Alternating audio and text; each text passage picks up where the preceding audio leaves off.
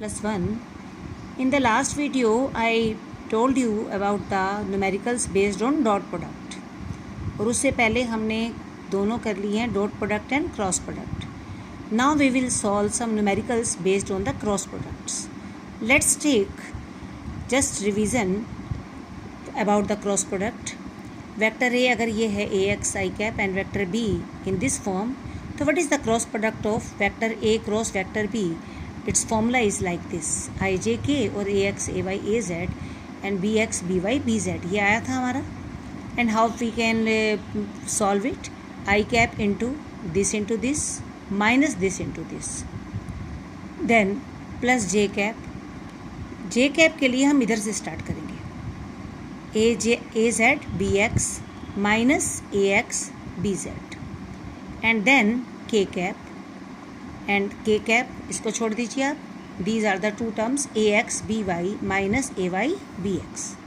And there was one another formula about the geometrical interpretation of the cross product. तो geometrical interpretation से हमारा क्या result निकला था? Vector A cross vector B का जो मैग्नीट्यूड होगा, suppose and vector A and vector B they make the two adjacent sides of this parallelogram. तो इसका जो क्रॉस प्रोडक्ट का मैग्नीट्यूड होगा that is the area of the parallelogram.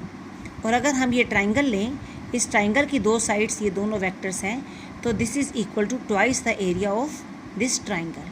तो on the basis of this formula now we will solve the numericals. Let's take the first general numerical. Vector A this and vector B this. अगर हमें इसका cross product निकालना है तो vector A cross vector B is equal to I J K, और हम इसको इसी फॉर्म में रख लेंगे 2 3 4 A X A Y A Z and bx by bz 1 minus 2 and 1. How we will solve it? I cap into this कितना होगा 3 minus this into this 4 into minus 2 कितना हो गया -8. हम ऐसे रखेंगे अभी, इससे आपकी मिस्टेक्स नहीं होंगी. देन प्लस जे कैप को हम इसको छोड़ देंगे. जे कैप वाली लाइन को हम इधर से स्टार्ट करेंगे. 4 into 1 that is 4 minus 2 into 1 that is -2. Then plus k cap तो हम के कैप की लाइन को छोड़ देंगे. These are the two lines.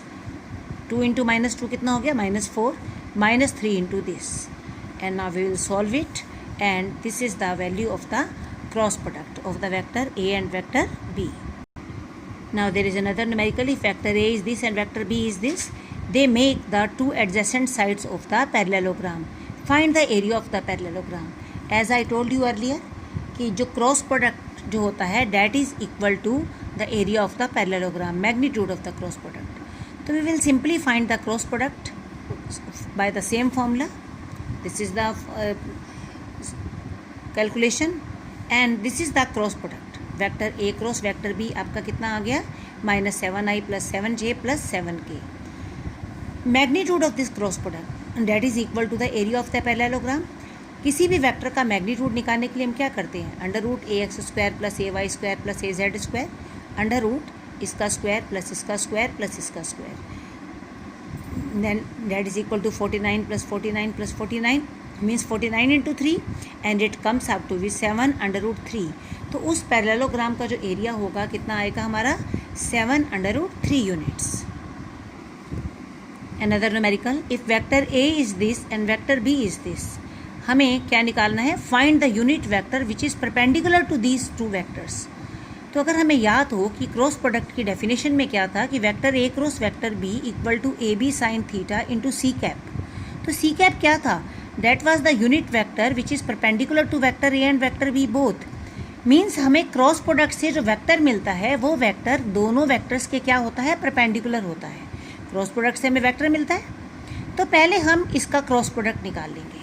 ठीक है, by simple rule by we are finding the vector C. Vector C क्या है? Cross product vector. तो इसका क्रॉस प्रोडक्ट निकाला तो हमारा ये आ गया. इट मीन्स ये वाला वेक्टर जो है that is perpendicular to both vector A and vector B. और हमें क्या निकालना है? We have to find the unit vector which is perpendicular to both of this. It means हमें इस वेक्टर का क्या निकालना है? Unit vector. तो what is the method of finding unit vector? Unit vector कैसे निकालते हैं? किसी भी वेक्टर को उसके मैग्नीट्यूड से डिवाइड कर दें.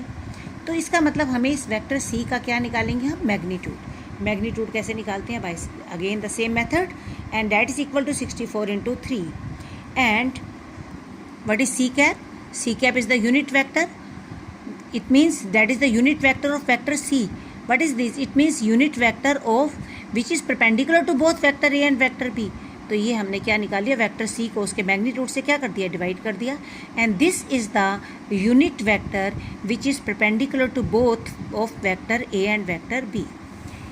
Another numerical, if we have to find the value of vector a dot vector b के मैग्नीट्यूड का square plus vector a cross vector b के मैग्नीट्यूड का स्क्वायर, तो we know that vector a dot vector b होता किसके equal है, ab cos theta. अब ab cos theta में सब कुछ मैग्नीट्यूड ही है, इट मीन्स इसका मैग्नीट्यूड भी किसके इक्वल होगा, ab कोस थीटा के. और vector a cross vector b किसके इक्वल होता है, ab sine theta into C cap. C cap क्या है, अपने आप में यूनिट वेक्टर है. तो अगर हम vector a cross vector b का मैग्नीट्यूड निकालेंगे तो that will be A B sine theta. तो अगर हम इसकी वैल्यू रखेंगे, क्योंकि सी कैप क्या था आपका, यूनिट वेक्टर का मैग्नीट्यूड तो 1 ही होगा, तो its value is A B cos theta का whole square plus A B sine theta का होल स्क्वायर. तो A square B square that is, और अगर हम कॉमन ले लें तो cos square theta plus sine square theta. तो cos square theta plus sine square theta कितना होता है, इट्स वैल्यू इज़ 1, तो its value becomes A square B square. Right. Now students, you solve the numericals given in the book on this exercise, that is based on the cross product, and you solve it.